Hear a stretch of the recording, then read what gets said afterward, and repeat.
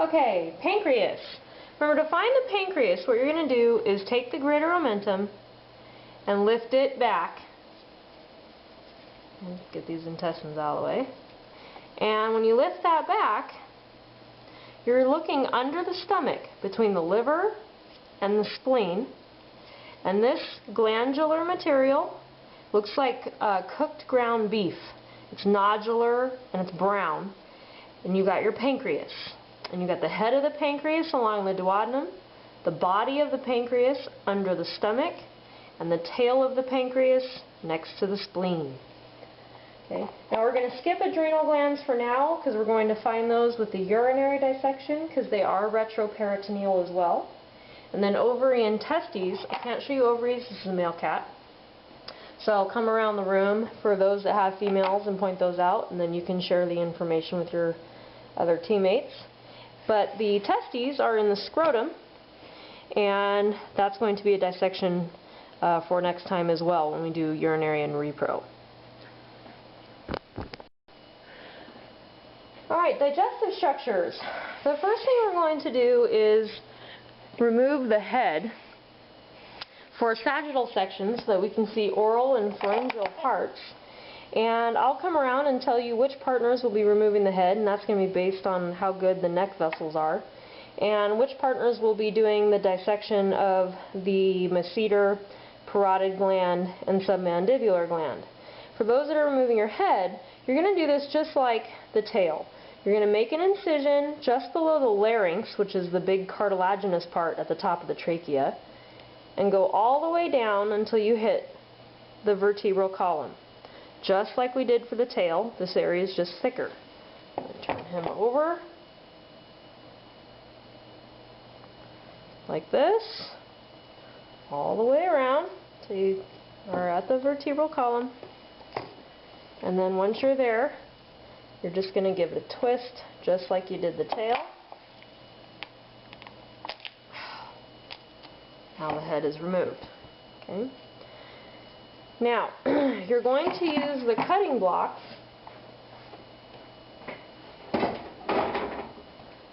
that are on the far side of the room, and you're going to be using the saw to do sagittal section. Now, this can be more damaging than a scalpel. The way that you do this is you place the head, and you're going to try to line up the saw as midline as you can. And your midline marker is going to be the philtrum, or that little groove in the center of the nose. And you're going to place the blade over the head, and then the way that you don't hold it like this, you don't hold it like this, or any other weird position where your fingers are in front of the blade. You're going to hold your blade over the top, between the saw, push down, notice my thumb is up here and not down here, push down for leverage, and then do long sweeping movements. If you try doing this, you're going to be here forever. Long sweeping movements.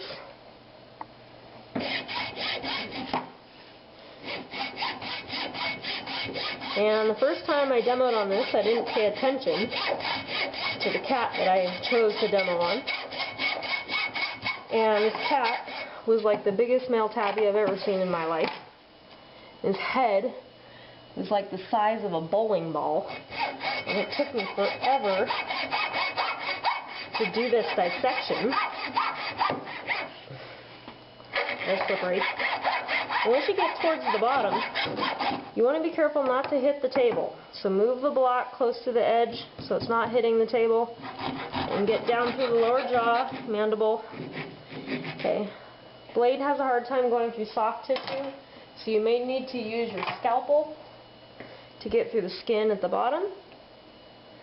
Okay. Now if you didn't do an exact sagittal cut, mid-sagittal cut, no problem. You call me over and I do a little bit of surgery. If you choose to do the surgery yourself and screw it up more, you're going to lose more points. Not a big deal to be off the midline a little bit. It's a big deal to screw it up more. So call me over.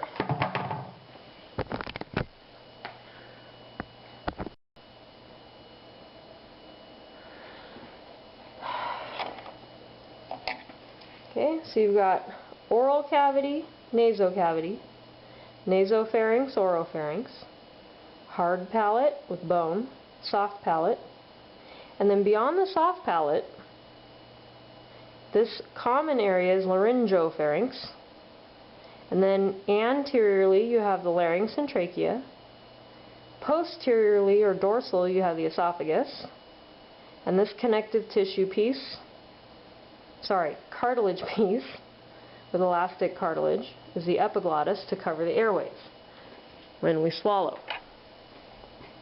We also have the tongue and the lingual frenulum that connects the tongue to the floor of the mouth.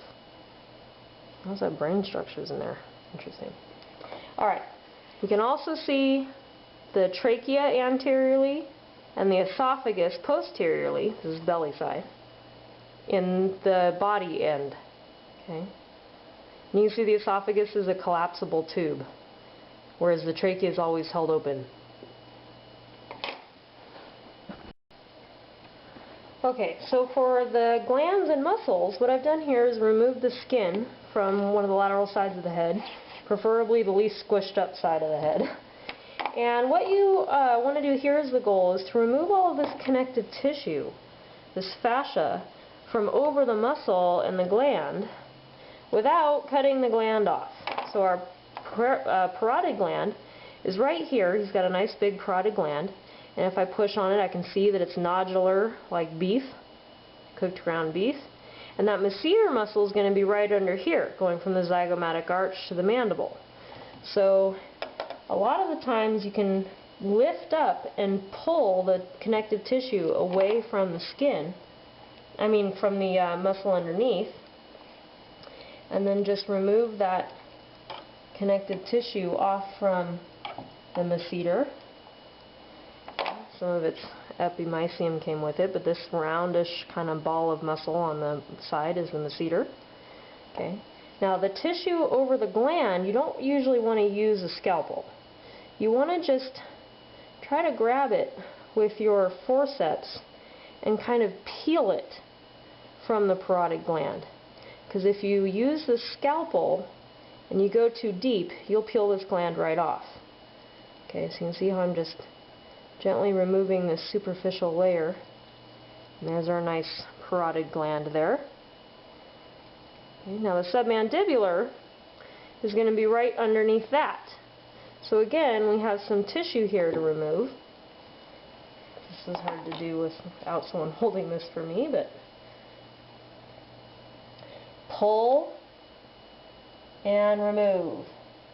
Get between the tissue and the gland. Like that. Okay. And there's our submandibular gland. The vein going through there.